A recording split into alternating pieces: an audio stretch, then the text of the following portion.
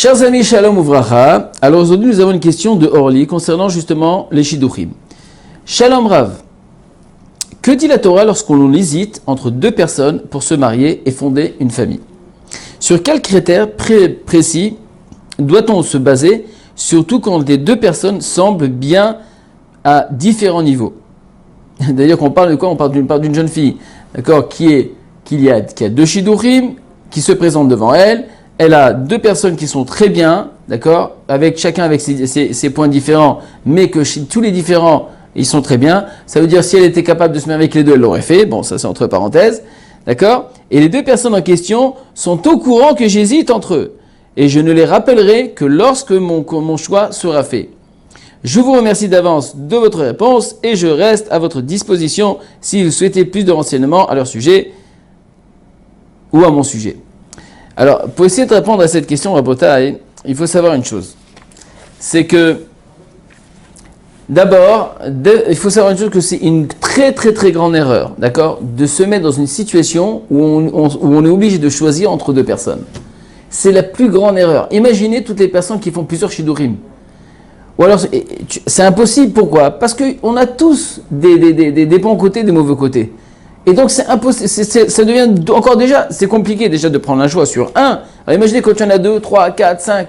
Et quand il y a des gens, vous dites, mais ça c'est valable aussi pour toutes les personnes, par exemple tous les khatanim, ou toutes les personnes qui ont l'habitude, d'accord, d'observer, de regarder, d'accord, et de contempler toutes les belles filles du monde, quand ils arrivent dans les shidduchim, c'est très compliqué. Pourquoi? Parce qu'ils commencent un shidduch et disent, oui mais peut-être c'est dommage pour les autres. Alors il dit non, c'est pas la peine. Après continue. Ça en finit. Et après, il se dit, mais attends, et il se pose des questions sur ça là, sur la troisième qu'il a vu, la quatrième, la cinquième. Ça devient vraiment, vraiment très difficile. Donc ce qu'il faut d'abord, ne faut jamais rentrer dans cette situation où il y a un choix entre deux personnes. Jamais. On fait avec un et après on fait avec un autre. On rentre pas dans ce délire. Mais si maintenant on parle dans ce cas-là, qu'elle demande conseil, qu'est-ce qu'on doit faire? Alors, je vous dis tout simplement, les critères de l'histoire, déjà pour choisir son khatan, ou soit même l'inverse, quand c'est le khatan qui choisir, d'accord, c'est de savoir, voilà, moi, je vois cet homme, il y a une question d'égoïsme de notre part. Ça veut dire qu'il y a des choses qui sont des points très très importants pour choisir, qui est à savoir, est-ce que cette personne qui est devant moi, est-ce qu'elle est capable d'être un bon mari et un bon père pour mes enfants? Cette femme qui est devant moi, est-ce qu'elle est capable d'être une bonne femme, une femme qui est fidèle, et aussi une femme qui soit bien pour une maman qui soit une mère qui soit bien pour mes enfants? Maintenant, qu'est-ce que ça veut dire? Comment je peux mettre en pratique justement ces deux objectifs-là? Tout simplement, quand on parle maintenant d'être un bon papa, c'est quoi être un bon papa? C'est de voir si la personne elle est patiente, si elle est capable d'écouter quand tes enfants ils vont parler, quand ils vont truc. C'est quelqu'un qui est intentionné, quelqu'un qui est aussi responsable, qui a une responsabilité, quelqu'un qui sait se gérer, quelqu'un qui sait ce qu'il veut de sa vie. Donc ce sont des points très importants parce que quand on voit quelqu'un qui est responsable, quelqu'un qui a de l'autorité, quelqu'un qui est responsable, quelqu'un qui est attentionné, donc c'est quelqu'un qui peut être un bon papa pour ses enfants, quelqu'un qui sait ce qu'il veut, qui veut réussir, etc. Il saura de quoi apporter, d'être à l'écoute de ses enfants et de leur apporter beaucoup de choses. Qu'est-ce que c'est un bon mari? Un bon mari, c'est quelqu'un qui a de l'écoute, quelqu'un qui est reconnaissant, c'est-à-dire qui reconnaît tout le bien que je lui fais, et bien sûr, quelqu'un qui est aussi attentionné. Ça, c'est quelqu'un c'est un bon mari, c'est quelqu'un qui est présent, c'est quelqu'un qui est prêt à donner le meilleur de soi pour sa femme. Le meilleur, il est prêt à donner. Et ça, ce sont des petites choses qu'on peut les observer pendant les rencontres, pendant le shidduch. Maintenant, c'est valable aussi pour la femme. Maintenant, c'est vrai qu'il y a deux points aussi essentiels dans l'histoire quand on parle maintenant qu'il faut y avoir des bonnes midotes, et ça englobe ce que je viens de dire, et il faut aussi ce que la personne te plaise. Il faut que maintenant, c'est quoi? Quand on te dit, mais c'est quoi qui est plus important? Des fois, je vois que des shidduchim, des personnes qui me disent, mais moi, Rav, vous savez, cette femme, elle est exactement ce que j'attendais. Elle est extraordinaire. On a une discussion qui est cool. Elle est intelligente. Elle sait de quoi je parle. Elle est brillante. Elle est travailleuse. Elle a une bonne parnassa. Elle a tout. Mais il y a quelque chose qui me dérange. Je sais pas. Elle ne m'attire pas.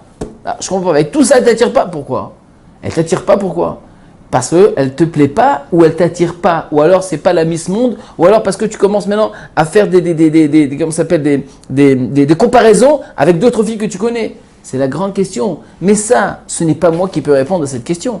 C'est le khatan même et la kala même, à eux de se remettre en question et de faire tous les pour et les contre et de savoir réellement, est-ce que elle n'est pas aussi belle que toutes les autres que tu connais, ou tous les autres que tu connais.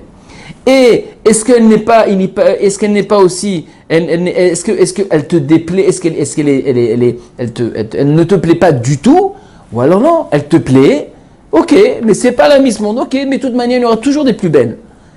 Donc comment tu vas faire? Tu vas apprendre à voir ta femme comme la femme une des plus belles. Il faut qu'elle te plaise. Il est rapporté en Shulchan Aruch. Asur l'adam shikadesh isha achirena. Pourquoi achirena? Pourquoi les Chachamim ont dit que c'est assour? Pourquoi c'est interdit? Parce qu'on est obligé que la femme te plaise.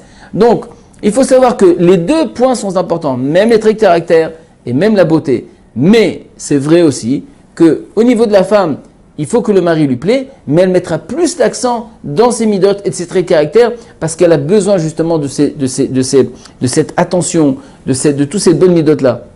Donc, Vadaï, que...